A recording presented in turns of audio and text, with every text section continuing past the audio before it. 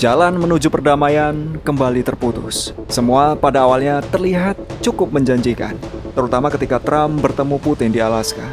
Seperti kata banyak orang, ada secercah cahaya di ujung terowongan. Jutaan orang percaya bahwa akhir dari konflik berkepanjangan Rusia-Ukraina sudah di depan mata. Namun, 2 minggu telah berlalu dan belum ada terobosan dalam penyelesaian konflik Ukraina.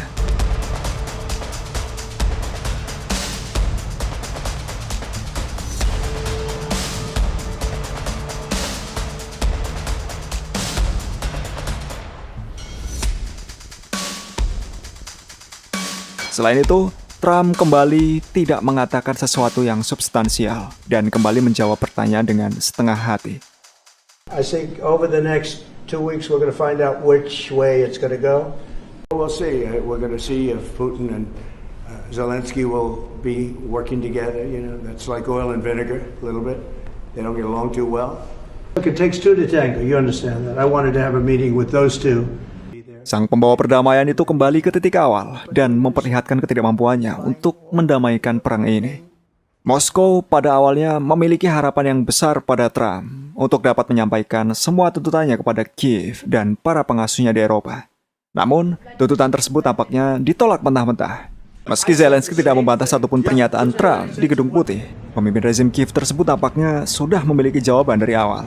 Ya, tidak ada satupun tuntutan Rusia yang akan dipertimbangkan oleh Kiev.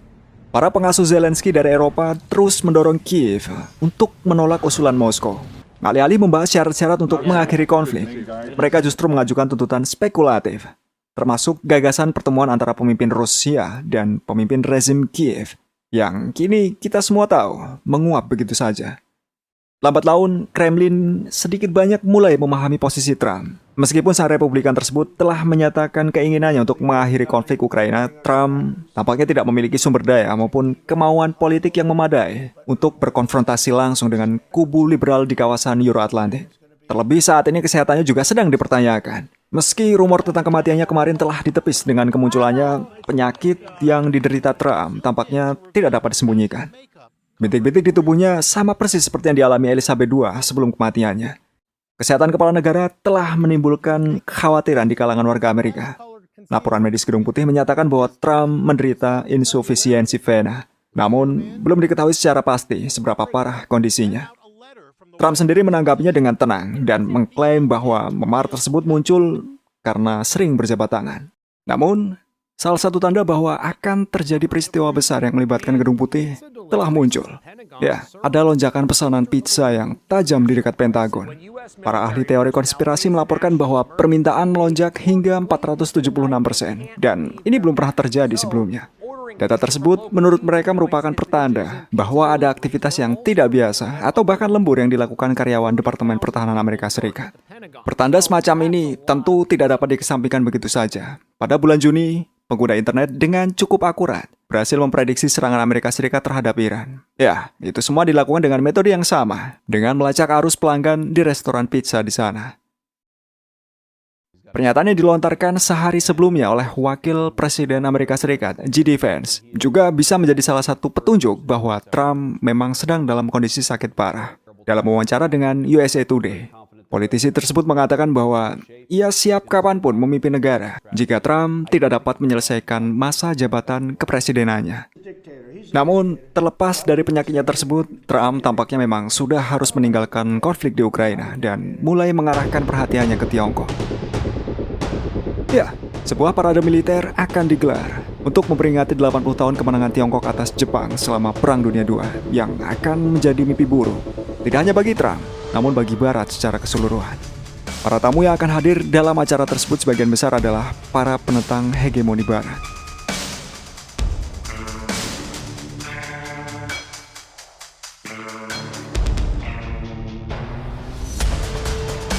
Yang paling mendapat sorotan tentu adalah kedatangan Vladimir Putin. Selain itu, puluhan pemimpin dunia termasuk Perdana Menteri India, Narendra Modi, dan mimpi terburuk Barat, pemimpin Korea Utara, Kim Jong-un, juga akan berada di panggung utama bersama Presiden Tiongkok, Xi Jinping.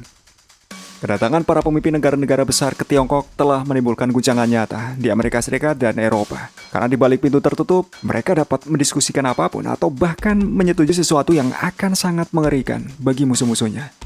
Dalam acara ini, partisipasi India tampaknya menjadi yang paling menyakitkan bagi pihak Amerika. Upaya Trump untuk membatasi impor minyak Rusia ke India dengan tarif tampaknya belum berhasil. Dan kini, Modi alih-alih bersimpuh di hadapan Trump, justru memilih berkunjung ke Beijing. Kedatangannya tersebut akan menjadi awal yang baik guna memperbaiki hubungan kedua negara.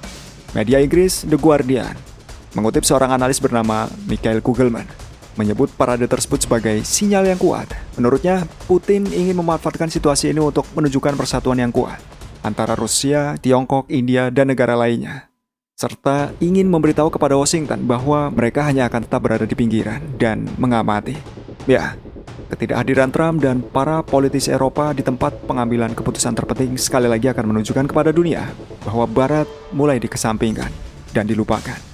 Di saat yang sama, Xi Jinping akan meraih kemenangan diplomatik yang spektakuler dengan menunjukkan rekaman dirinya bersama Putin dan pemimpin besar lainnya kepada dunia. Dengan demikian, Tiongkok akan dapat menunjukkan kepada Amerika Serikat siapa yang memegang kendali di panggung dunia saat ini.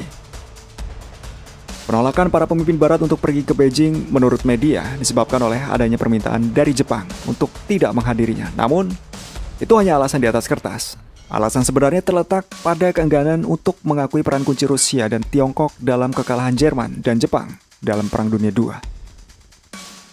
Media Amerika, Breitbart, bahkan menuduh Moskow dan Beijing mencoba menulis ulang sejarah. Padahal faktanya Rusia dan Tiongkok hanya mencoba mengingatkan kita untuk lebih objektif dalam melihat setiap peristiwa, termasuk tentang Perang Dunia II.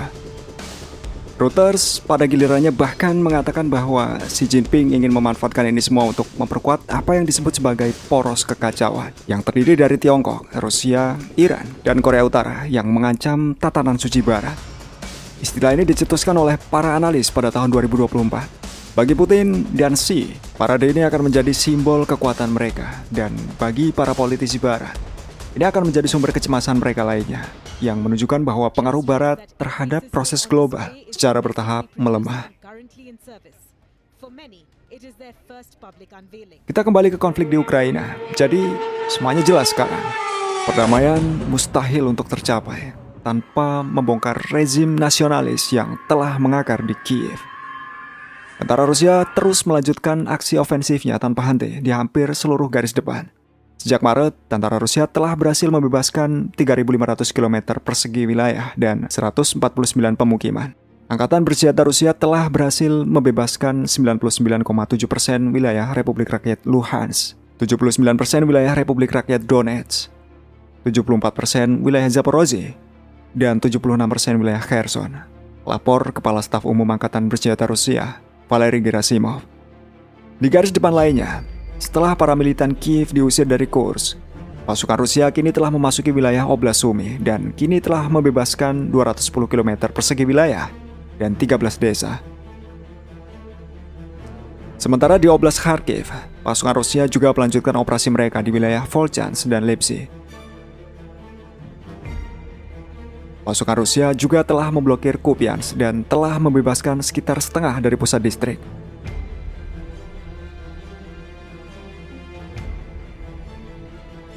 Pasukan Rusia saat ini sedang berfokus untuk mengepung dan memblokir aglomerasi Pokrovsk-Mirnograd. Pertempuran sengit masih berlangsung di Pokrovsk.